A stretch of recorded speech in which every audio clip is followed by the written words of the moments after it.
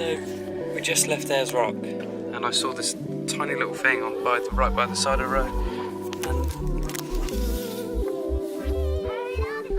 I don't know if it's dying or what's happening, but it's a little bird and I don't know what to do because we're nowhere near a vet. It's not very well, is he? But we're going to make him a little nest. We're going to try and get him to Alice Springs. So sadly the bird died. I even tried giving it CPR, but yeah.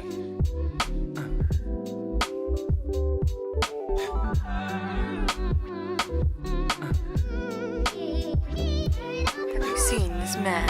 6'2". Ugly as fuck. What? It's now our 7th night on the road. Just started driving back. We're almost at Alice Springs now. It's been hard sleeping in the car in this heat. It's been so hot at Ayers Rock that it's almost been unbearable. We're heading up to Darwin now, which, believe it or not, is colder.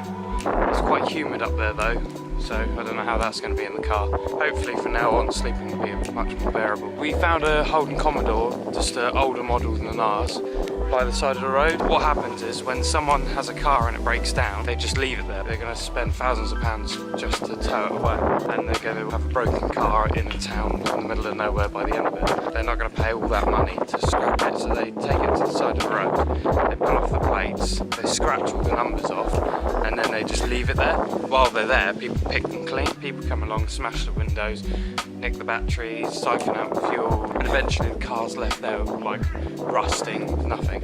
We found a car that was completely bare bones, but we managed to get a glove box because ours broke, some boot straps, and a spare, I think it's called a cam belt. We tried to do the glove box, but Lottie ran over it this morning by accident, so that's got to go in the bin. Also, this free camp we're staying at has got emus, big ones over there, and then baby emus.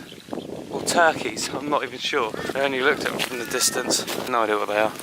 Look at the amount of flies on me. Literally, like, you wave them off and they land back again. There's so many.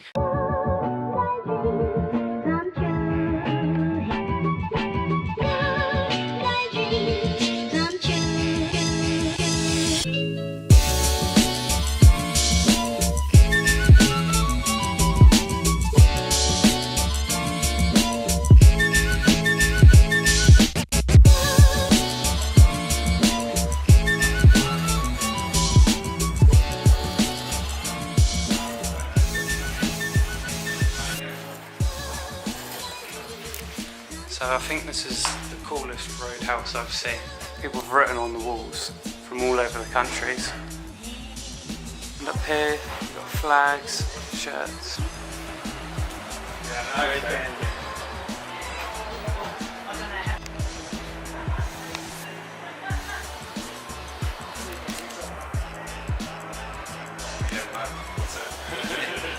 Actually, the best one I found was actually... Who bought the gingerbread from Oktoberfest? A couple of German girls last year. Amazing what stuff I got. I've got German number plates. I get people coming in and I find out where they're from, you know, show them what I've got, and they go, who the hell carries this around with them? I said, well, they can leave it here. We actually feature on the Lonely Planet. Oh, do you? Yeah. Oh, cool. Hands on the plastic. Is there any currency you don't have? Yeah, the rest. There's 166 different countries represented here. In the 7 years I've been working here, I've visited 156 different countries without leaving the place. You pay to go and actually see everybody. Everybody pays to come and see me. But I had a mini tornado come through and took the roof, took the ceiling, took the cash. How long have you been collecting? Like, how did it start? 45 years ago. Started up was the ringers from the local cattle station. Back then you got paid once a month. What do you do when you get paid? Come to the pub and blow it all. So you basically got to wait another month paid again. So what they sort of do was, all they expended was talk to the owner at the time about leaving some money here. Said if you go do that, write your names on it. That's why the names are on it. So that way we know who knows belongs to who. If you got a heap of cash up there, no name, you have a shit fight. So basically, yeah, so Pando decided to lease some here. So if they'll pass me through, I'll stop him for a quick drink and got no cash, use that. Yeah. So that's how it works. So even still to this day, claim it, you actually have to be broke. You can't have any cash on you and you can't have any credit cards on you to claim it. Because that's how the idea came about.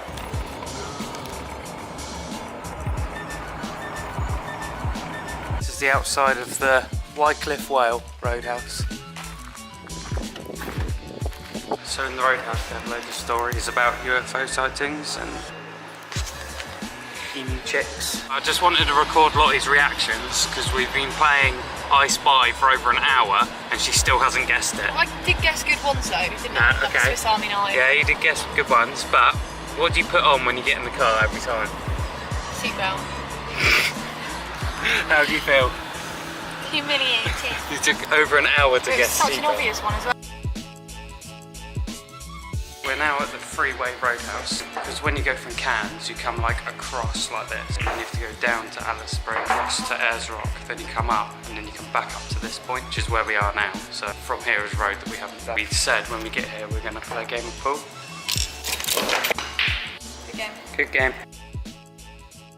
We just stopped for lunch and because it's Valentine's Day we decided to bust out the pancake mix.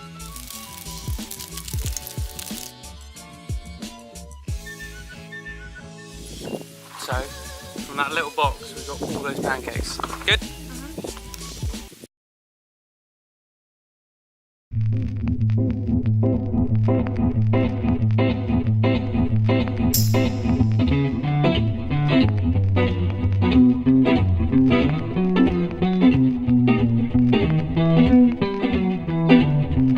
So, we're a few 100k away from Catherine, and we're presented with this. Yeah, we're gonna try go across now. Oh shit. I'm gonna walk across. Crocodile! Really? No. We needed a 4x4. We made it across the waterway, but I'm starting to get a little bit worried that quite flooded up to Darwin.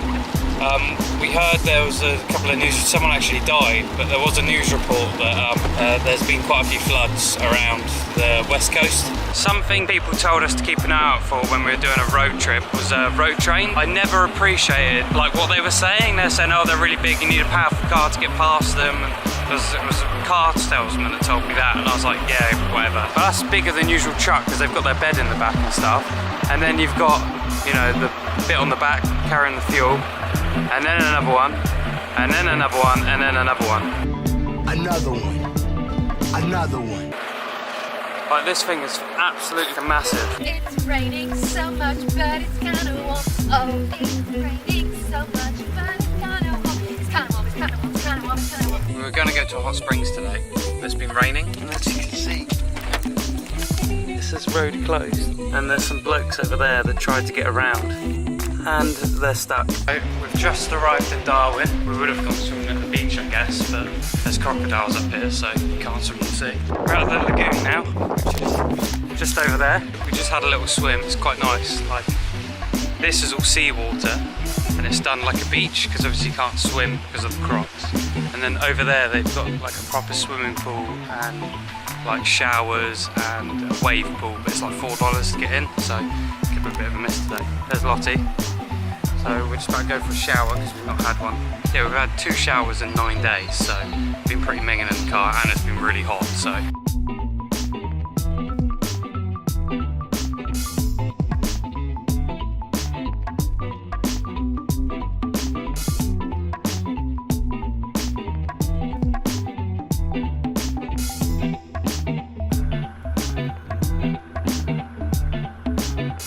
We just had the roughest night ever.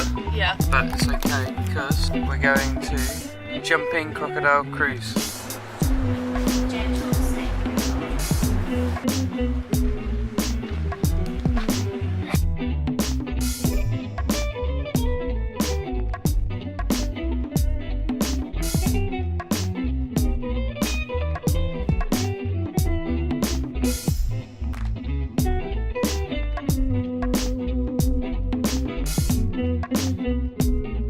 Just finished feeding the crocodiles. Now we're on our way to Lynchfield National Park. Right,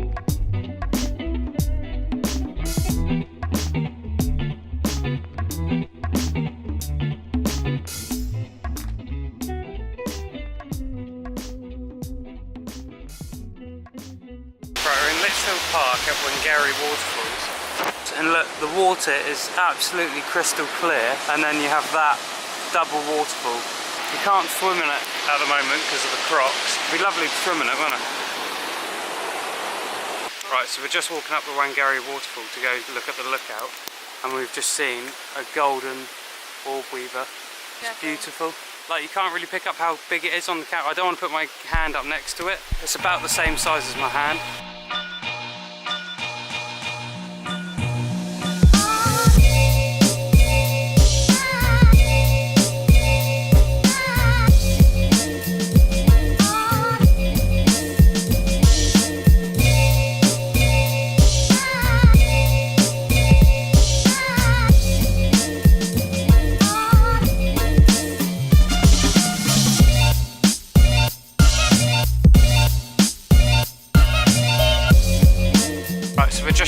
Broome from Darwin, and the road is completely flooded. I'm sat on top of the car making sure that the car doesn't go too deep. Lottie's driving, but she's stressed. You see, stereophonic sound for the home is recorded on 2 separate tracks, each one giving special emphasis to certain sections of the orchestra, as heard from those positions. Now, when played back simultaneously on 2 separate systems, the sounds are blended together to achieve a new dimension in sound, impossible to obtain in a monaural recording.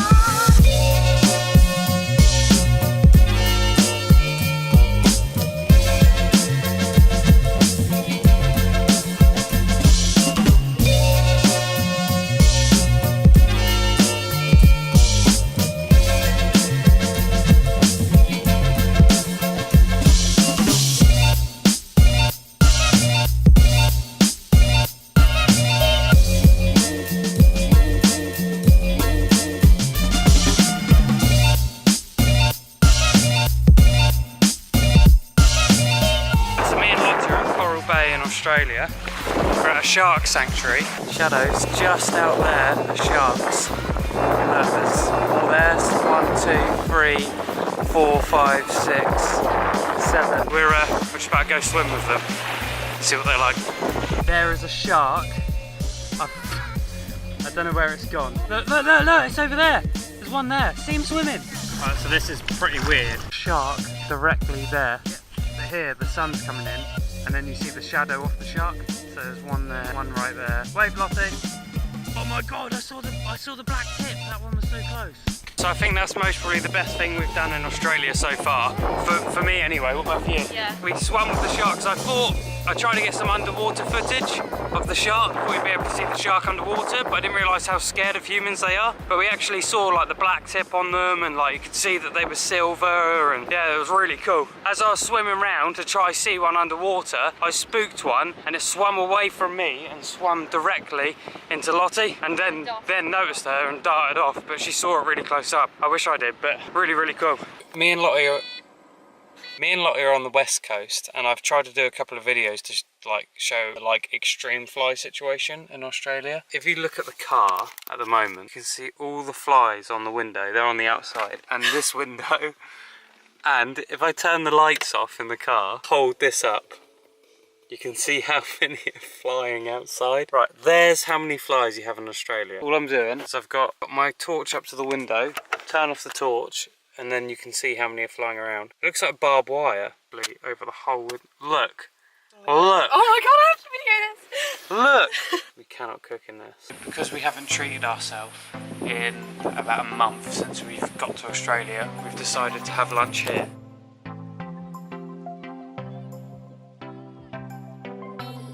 Look at the view.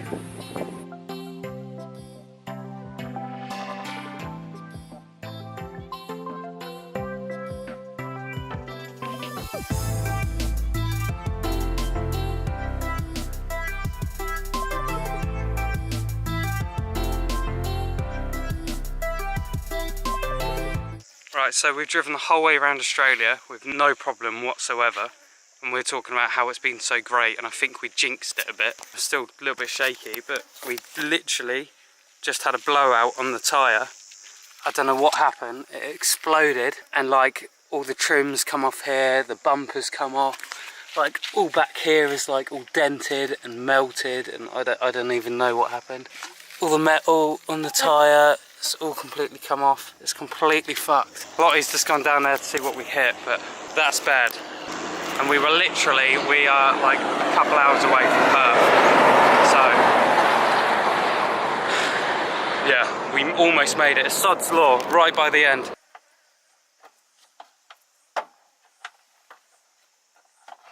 Right, so the car was fine, just the tyre was pretty buggered.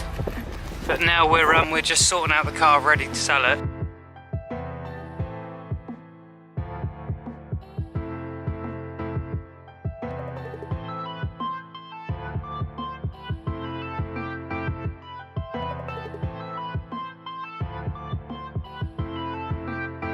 In Cairns now, they have special backpacker budget trolleys. Take it, Lottie, take it for a spin.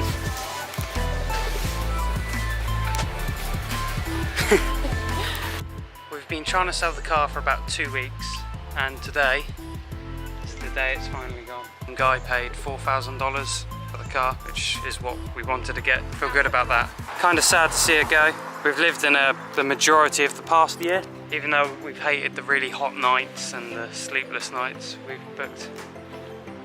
Yeah, we're a bit emotional about selling them the car. It's been a good year. Like, I kind of don't want to go. We've named it Ho Chi, I think. I don't know if I've mentioned that before. But how do you feel about it, Lottie? Emotional. Lottie's emotional. And it's just, I don't know, you get attached to it doing such a big road trip. It's our bedroom, our kitchen, our lounge, it's our home. It's not just a car, it feels weird. It's only been a year, it sounds a bit dramatic, but I feel like how my mum felt when I left to go away. Luckily, we sold it, the guy paid us the money for it, and then he let us borrow the car to drive and drop all our stuff around. So I'm just about to drive and give him back the car. We've taken all our stuff out. There's literally everything we own.